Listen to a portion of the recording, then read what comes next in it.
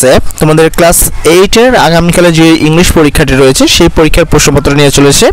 তোমরা এটা জানো যে তোমাদের পরীক্ষা হবে 3 ঘন্টার সময় এবং 100 মার্কের একটি পরীক্ষা অনুষ্ঠিত হবে। আজকের এই ভিডিওতে আমি শুধুমাত্র তোমাদের এই প্রশ্নপত্রটা বুঝিয়ে দিব যে আসলে কোন প্রশ্নে কিভাবে কোথা থেকে অ্যানসার করবে সেই বিষয়টা বলে দেব, ঠিক আছে? আর একটা বিষয় হলো, যারা এই প্রশ্নপত্রটির সঠিক উত্তরপত্র যাচ্ছ তারা চলে যাও সোজা আমাদের এই প্লেলিস্টে, যে প্লেলিস্টে তুমি এই ভিডিওটি দেখছো সেই প্লেলিস্টে যা দেখো যে আমরা অলরেডি তোমাদের সকল প্রশ্নপত্রের উত্তর করে দিয়েছি। তোমরা চাইলে সেখান থেকে উত্তরপত্রগুলো দেখতে পারো। তবে আমি মনে করি তোমাদের প্রশ্নপত্রটা দেখা উচিত এবং এখান থেকে তোমাদের প্রত্যেকটা জিনিস বোঝা উচিত যে কোথা থেকে কিভাবে প্রশ্নের উত্তরটা করতে হয়। সেক্ষেত্রে কোনো কারণে কোনো প্রশ্ন যদি তুমি ভুলে যাও বা মুখস্থ না থাকে, সেক্ষেত্রে প্রশ্ন দেখেই প্রশ্নের উত্তর করতে পারবা, অথবা তুমি জানতে পারো যে কোন প্রশ্নগুলো মুখস্থ করা উচিত আর কোনগুলো না, ঠিক আছে? তো চলো, আমি আজকের দিন তোমাদের সময় নষ্টটা করবো না। এখানে বলছে read the following story and answer the question. এখানে একটা স্টোরি আছে যে বিষয়টা তোমাকে পড়তে বলা হয়েছে, the wish merchant and the golden grand. এই বিষয়টা এখানে বলা হয়েছে যে একটা এই বিষয়ে একটা গল্প এখানে লেখা আছে এবং সেই বিষয় নিয়ে আসলে তোমাদের প্রশ্নগুলো করা হবে। একটা জিনিস মনে রাখবা, এই যে প্যাসেজটা রয়েছে, যে প্যাসেজটা তোমরা দেখতে পাচ্ছ, এই প্যাসেজটা থেকে আসলে তোমাকে এই নিচের প্রশ্নগুলোর উত্তর দিতে হবে। এই প্যাসেজটার মিনিং হলো এরকম যে তুমি যদি, ঠিক আছে, ভালো জ্ঞান অর্জন করতে চাও, ঠিক আছে, এই বিষয়ে এই প্যাসেজটা লেখা আছে। দেখো তুমি এখানে পড়লেই বুঝতে পারবে যে আমি এটা পড়ে সময় নষ্ট করছি না। তোমাদের এই প্যাসেজটা তোমাদের এসেছে এবং যেখান থেকে প্রশ্ন কি দেখো, প্রশ্নগুলো বিষয় যদি আমি আসি, হি ওয়াজ মান ফর হিজ, এখানে বলেছে জেনারসিটি অ্যান্ড ফেয়ারনেস, ঠিক আছে। What is the opposite word the underline, মানে এখানে যে আন্ডারলাইন ওয়ার্ডটা টানা আছে তার বিপরীত, অপোজিট বলতে বিপরীত অর্থ কি? 1 number self seeking, 2 number kind, 3 number হলো বেনেভোলেন্ট, 4 নাম্বার হলো লাভিশ। তারপরে 2 নম্বর প্রশ্ন ছিল হোয়াট হ্যাপেন হোয়েন কুলসো প্ল্যানেট দ্য গোল্ডেন গ্রেন। বলা হয়েছে কুলসো প্ল্যানেট যখন গোল্ডেন গ্রেন অর্জন করছে, বা আসলে গোল্ডেন বলতে সোনার জ্ঞান, বুঝতে পারতেছো, তখন কি ঘটেছিল? Number 1 it disappeared, 2 number it grow into a golden tree, 3 number it turn into golden coin, 4 number ইট তোমার উইথের অ্যান্ড ডেড। এখানে বলা হয়েছে এটা ডিস্ট্রয় হয়ে যাচ্ছে, এটা একটা সোনার গাছে রূপান্তর হয়েছে, এটা সোনার কয়েনে রূপান্তর হয়েছে, নাকি এটা তোমার মরে গেছে, সেই বিষয়টা বলা হয়েছে। তো উপরের কাহিনীটা পড়লে তোমরা বুঝতে পারবা। বলেছে হাউ ডিড দ্য হিমনোসো রিয়াক্ট হোয়েন, যখন he heard about the golden tree, যখন হিমনোসো যখন গোল্ডেন ট্রি বিষয়ে শুনলো তখন আসলে সে কেমন রিয়াক্ট করেছিল? অপশন এতে he was happy for his brother, সে তার ভাইয়ের জন্য সুখী ছিল। হি ইগনোর ইট, সেটা এটাকে প্রত্যাখ্যান বা এটাকে অপেক্ষা করেছে। C number he become envious, সে আসলে ইনভিয়াস বা লোভী হয়েছিল। D number he decide to plant his own tree, সে তার নিজের ট্রিকে সেখানে লাগানোর চেষ্টা, এই ডিসাইশন করেছিল। বা তো এখানে 4 নম্বর প্রশ্ন বলেছে রিয়েলাইজিং হিজ মিস্টেক হিমনোসো went to his brother after some the, এখানে কিছু দেখবা একটা ওয়ার্ড লেখা আছে, বলছে what the closest meaning of the underline word. এখানে বলেছে অ্যাপোলজেটিকের সিনোনিম আসলে কোনটা, ঠিক আছে? এখানে বলেছে সিম্প্যাথেটিক, তারপর 2 নম্বর হলো আর্গুমেন্টেটিভ, তারপর হলো রিমোসেফুল, আর ডি নম্বর হলো ডিসগ্রেসফুল, ঠিক আছে? এর মধ্যে কোনটা সঠিক উত্তর? আমি আবার বলছি, আমরা শুধু এখানে প্রশ্নটা বুঝিয়ে দিচ্ছি, উত্তর কিন্তু তোমরা এই প্যাসেজে পেয়ে যাবো। উত্তরের জন্য আমাদের নিচে চলে যাও, আর যেই প্লেস থেকে তুমি ভিডিওটি দেখছো সেখানে গিয়ে কিন্তু সকল সঠিক উত্তর দেখতে পারবা। বি নম্বরে বলছে হোয়াট লিসন ডিড দ্য তোমার কি হাইনসো learn at the end of the story, মানে স্টোরি শেষে হ্যানসো যে আছে সে আসলে কি শিখেছিল? 1 greed destroy but kindness heal, 2 number হলো হার্ড ওয়ার্ক পেস অফ, তারপর হলো money is the key of happiness, আর ডি নম্বর হলো ফ্যামিলি ইজ নট ইম্পর্টেন্ট। তার মধ্যে কোনটা সঠিক উত্তর? তো তো এখানে বি নাম্বার প্রশ্ন, এখানেও সেমই কথা, এই প্রশ্নের উত্তরগুলো তোমাকে উপর থেকে খুঁজে খুঁজে দিতে হবে, প্রত্যেকটা প্রশ্নের জন্য পাবা 2 মার্ক। এখানে প্রথম প্রশ্ন বলেছে হোয়াই ওয়াজ কুলসো রেসপেক্ট বাই দ্য ভিলেজ, কেন সে মানে ভিলেজে বা গ্রামে কেন তাকে রেসপেক্ট করতো সবাই।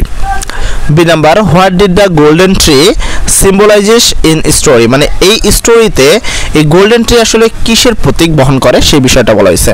সি নাম্বারে হাউ ডিড দ্য হিমসো feel about the golden tree within and dead, মানে যখন এই গোল্ডেন ট্রিটা মারা গেল তখন আসলে হিমনর কেমন লেগেছিল।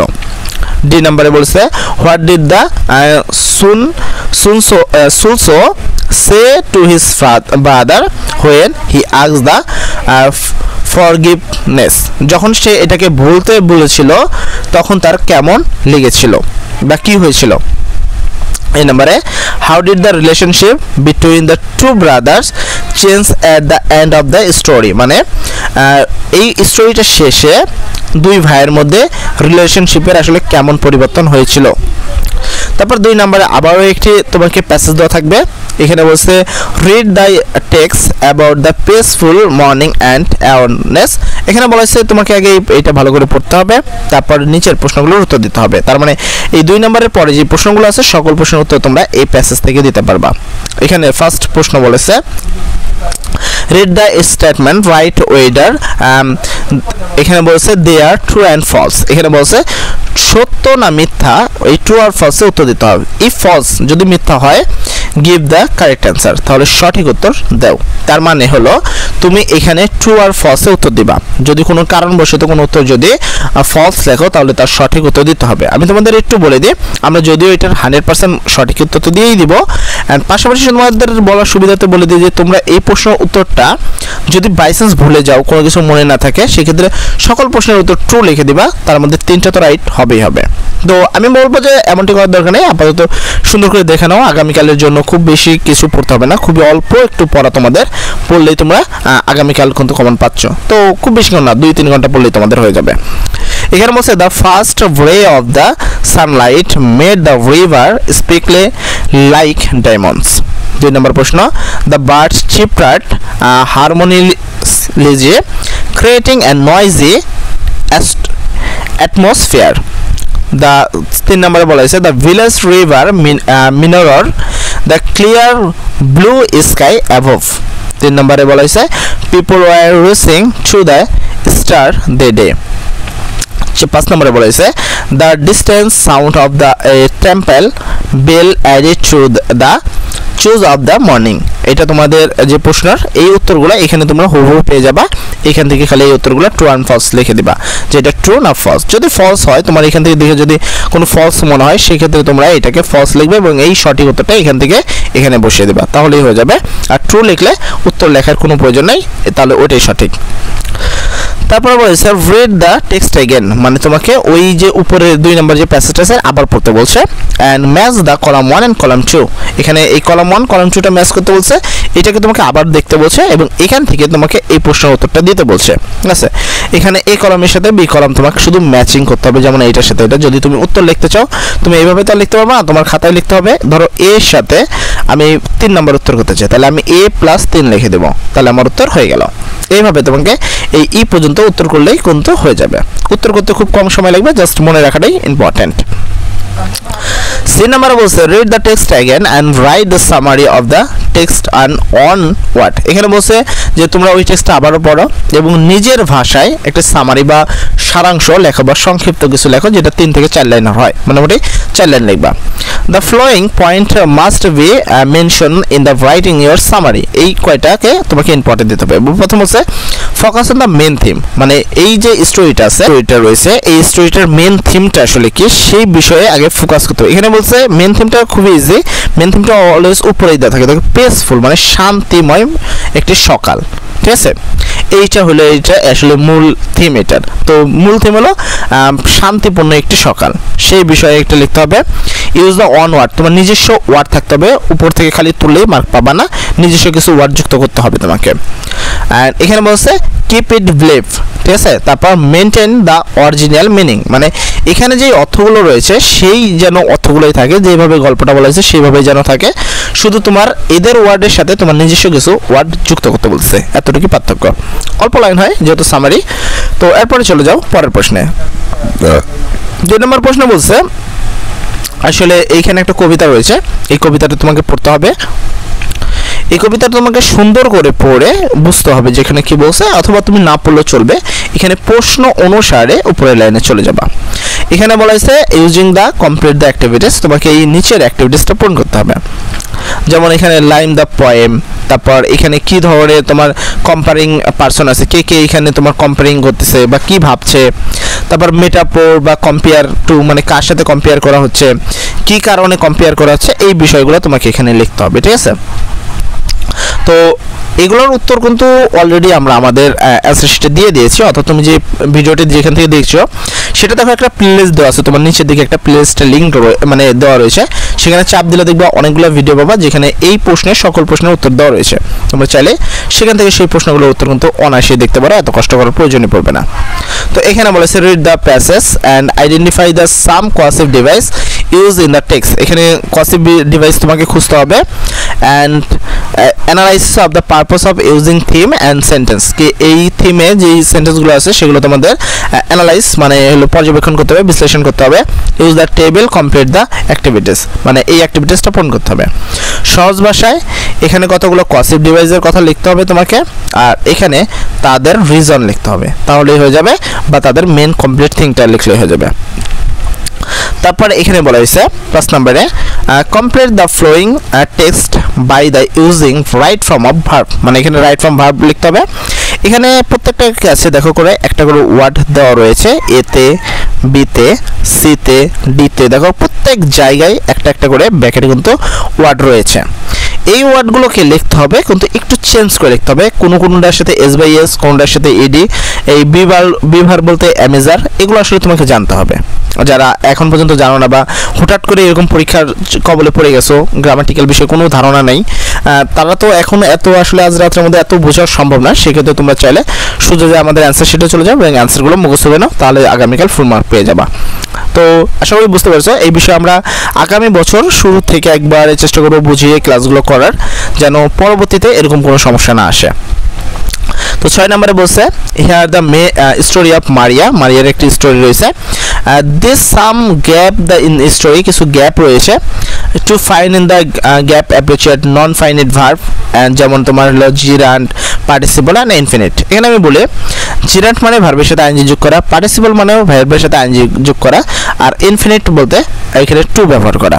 তো এখানে আসলে তুমি ভার্বের সাথে আইএনজি ব্যবহার করবা নাকি টু ব্যবহার করবে, এই দুইটার মধ্যে একটা সঠিক উত্তর তোমাকে এখানে দেখুন।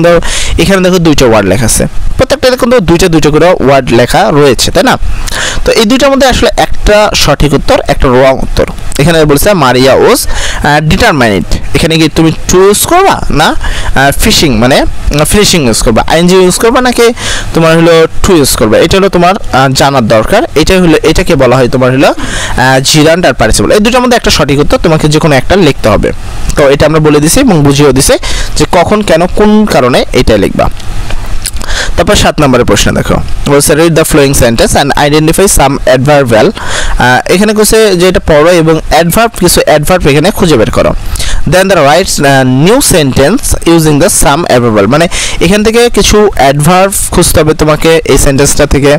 অ্যাডভার্ব খোঁজার পরে সেই অ্যাডভার্ব দ্বারা তোমাকে নতুন নিজের ভাষায় কিছু ওয়ার্ড এখানে লিখতে হবে। কয়েকটা ওয়ার্ড লিখে দিলে 5-6টা ওয়ার্ড লিখলেই হবে। এখানে শুধু তুমি খুঁজে অ্যাডভার্বটা বের করবে যে কোনটা আসলে অ্যাডভার্ব, ঠিক আছে? যদি অ্যাডভার্বটা খুঁজে পাও তাহলে আর কোনো সমস্যা এখানে নাই। যেমন এখানে আছে লাস্ট আছে, তারপরে এখানে আরও অনেক আছে, উইক আছে, ঠিক আছে? এরকম অনেক অ্যাডভার্ব পাবা যেগুলো এখানে রয়েছে। তো সেগুলো তোমরা অবশ্যই আবার নিজের ভাষায় একটা সেন্টেন্স লিখতে হবে। সেক্ষেত্রে আমরা বলবো যে চলে যাও আমাদের এই প্লেসটায়, যা তোমরা অ্যান্সারগুলো সেখান থেকে দেখে নাও, এটা তোমাদের জন্য সুবিধা হবে মুখস্থ করতে। এবার হলো সর্বশেষ পার্ট, রিটেন পার্ট। পার্ট সিতে হলো রিটেন। এখানে বলছিল 8 থেকে 10 নম্বর প্রশ্নের উত্তর দিতে হবে। 8 নম্বর প্রশ্নে বলা হয়েছে a report social service organisation name green friends in willing the appointment some scale of qualification and gardening for the organise project. They weren't eligible for sensible co-mates with SSC and 2 years of working experience in the field who will finance support and এখানে আসলে একটা বিষয় লেখা আছে, মানে একটা সোজা কথায় যে চাকরির যে একটা আবেদনপত্র থাকে সেরকম বিষয়। এখানে তোমার একটা চাকরির সমন্বয় বলা হয়েছে যে 2 বছর এক্সপিরিয়েন্স লাগবে একটি চাকরিতে এবং এসএসসি পাস লাগবে। সে অর্গানাইজেশনের নাম দেওয়া রয়েছে যে এই অর্গানাইজেশনে তুমি চাকরি করবা, ঠিক আছে। এখানে সোশ্যাল অর্গানাইজেশনের কথা বলা হয়েছে এবং সেই বিষয়ে একটি সিভি লিখতে হবে। তো সিভি আসলে অনেকভাবে লেখা যায়, তবে আমরা একটি মূল নিয়ম বলে দিয়েছি যে নিয়মটা অনুসারে এই প্রশ্নের 100 মার্কের মানে এখানে যে 10 মার্ক আছে তুমি 10 মার্কই পেয়ে যাবা। তবে আরও একটি বিষয় যে এই সিভিটা যদি পড়ো তোমার পরবর্তী ক্লাসে মানে 8, 9, 10 এই ক্লাসগুলোতে এই একটা সিভি দিয়ে তোমাদের সকল সিভি হয়ে যাবে, তাই না? তাহলে আমার উচিত যে এরকম একটা সিভি পড়া যেন আমাদের পরবর্তীতে আর আলাদা কিছু মুখস্থ না করা লাগে। তাই আমি মনে করি যে আমি যে সিভিটা দিয়েছি তোমরা যদি ওই সিভিটা মুখস্থ করো আগামী বছর থেকে তোমাদের কোনো সিভি মুখস্থ করা লাগবে না। তো পড়ে নিবা, দেখে নিবা, ঠিক আছে। অ্যান্ড সর্বশেষ তোমাদের আর 2-1টা টপিক রয়েছে, এখানে একটা প্যারাগ্রাফ দেখতে পাচ্ছ। তো আমি একটা একটা করে দেখাই। এখানে বলা হয়েছে রিড দ্য স্টোরি বিলো, এখানে স্টোরিটা পড়ো। Try to assume the topic of the story, স্টোরিটার টপিক খুঁজো। Then complete the activities the what, এখানে তোমাকে প্রথমে এটাকে ভালো করে পড়তে হবে এবং সেটাকে ভালো করে বুঝতে হবে। বুঝার পরে এইখানে নিচে দেখো বলা হয়েছে যে এটা আসলে the cause of effect early marriage, মানে আর্লি ম্যারেজ সম্পর্কে আসলে একটা প্রশ্ন এসেছে। আর্লি ম্যারেজ বলতে বাল্য বিবাহ, এই বাল্য বিবাহ সম্পর্কে 150 ওয়ার্ডের একটি প্যারাগ্রাফ তোমাকে লিখতে হবে। সেখানে প্যারাগ্রাফ লেখার আগে তোমাকে কয়েকটা বিষয় মাথায় রাখতে হবে। নাম্বার 1, এখানে বলছে what are the primary factory of the early marriage in Bangladesh, মানে বাংলাদেশে বাল্যবিবাহর মূল কারণ কি সেটা তোমাকে জানতে হবে।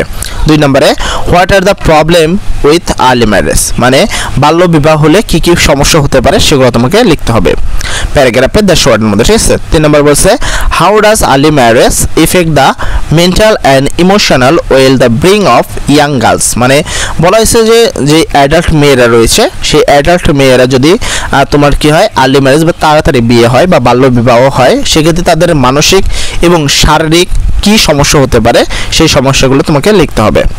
4 নম্বর বলছে how do stop early marriage, কিভাবে তোমাদের বাল্য বিবাহ থামানো যায় সেই বিষয়টাই লিখতে হবে। তো এটা একটা প্যারাগ্রাফ, এখানে তোমাকে সোজা এই সবগুলো প্রশ্ন উত্তর আকারে একটা প্যারাগ্রাফ লিখতে হবে। এখান থেকে সেই বিষয়ে তোমরা একটু সাহায্য নিতেই পারো, তবে আমি মনে করি কিছু লাইন তোমাদের অবশ্যই পারা উচিত। তবে চাইলে এখান থেকে কয়েকটা লাইন তুলতে পারো যেটা অনেকটাই কাজে লাগবে, কারণ এখান থেকে যদি কিছু লাইন তুলে দাও কোনো সমস্যাই হবে না, স্যার বুঝতেই পারবে না যে কি হয়েছে। তবে আমি তোমাদের রিকমেন্ড করবো আমাদের কাছে এই প্রশ্নগুলোর উত্তর করা রয়েছে, তোমরা সেখান থেকে উত্তরগুলো দেখে নেবে, ঠিক আছে। তাহলে সর্বোচ্চ মার্ক অর্জন করতে পারবা। এখানে বলছে সাপোজ ইউ আর রাতুল, তুমি একজন Ratul, you have the shortest in the creative writing category of the national education week competition this week, মানে এই বছরে তুমি ন্যাশনাল বা জাতীয় শিক্ষা বছরে কম্পিটিশনে তুমি জয়যুক্ত হয়েছে। ইন কেস এই কারণে you will need forwarding letter, একটা তোমার লেটার দরকার। বলছে হলো রাইট এ অ্যাপ্লিকেশন, একটা অ্যাপ্লিকেশন লিখবা head teacher of your school, তোমার স্কুলের প্রধান শিক্ষককে, আস্কিং ফর ফরওয়ার্ডিং লেটার সম্পর্কে বলার জন্য। Your letter must include the basic creative of the formal letter যেন হয় সেই বিষয়টা খেয়াল করতে হবে তোমাকে। তো এই তো তোমাদের এন্ড অফ দ্য কোশ্চেন, মানে তোমাদের প্রশ্নপত্র শেষ। এই ছিল তোমাদের সম্পূর্ণ মূল প্রশ্নপত্র। অ্যান্ড এই প্রশ্নপত্রের সঠিক উত্তর যারা চাচ্ছ তারা চলে যাও আমাদের এই প্লেলিস্টে, যেখান থেকে তুমি ভিডিওটি দেখছো সেই প্লেলিস্টে গিয়ে দেখো তোমাদের সকল প্রশ্নপত্রে অলরেডি আমরা সঠিক উত্তর করে দিয়েছি। আর যারা এখন পর্যন্ত ভিডিওতে বহাল রয়েছে অ্যান্ড এখন পর্যন্ত লাইক করোনি তাড়াতাড়ি লাইক করো, আর চ্যানেল যদি নতুন হয়ে থাকো তারা একটা সাবস্ক্রাইব করে ফেলো। আর সর্বোপরি কথা যে আগামী বছর থেকে তোমাদের সকল ক্লাস আমরা চেষ্টা করবো সর্বোচ্চ বুঝিয়ে তোমাদের দেওয়া এবং সর্বোচ্চ মার্ক অর্জন। এবারকার কারিকুলামের কারণে আমরা হয়তো বা সেটা পারিনি এবং চেষ্টা করব যেন তোমরা আমাদের সাথে থাকো, আমাদের সাথে থেকে কাজ করো এবং আগামীকালের পরীক্ষা অনেক সুন্দর হয় তোমাদের। আগামীকালের জন্য অবশ্যই তোমাদের সবার জন্য দোয়া করি যেন কেউ খারাপ পরীক্ষা না দাও, ঠিক আছে। তো সবাই ভালো থাকো, আসসালামু আলাইকুম।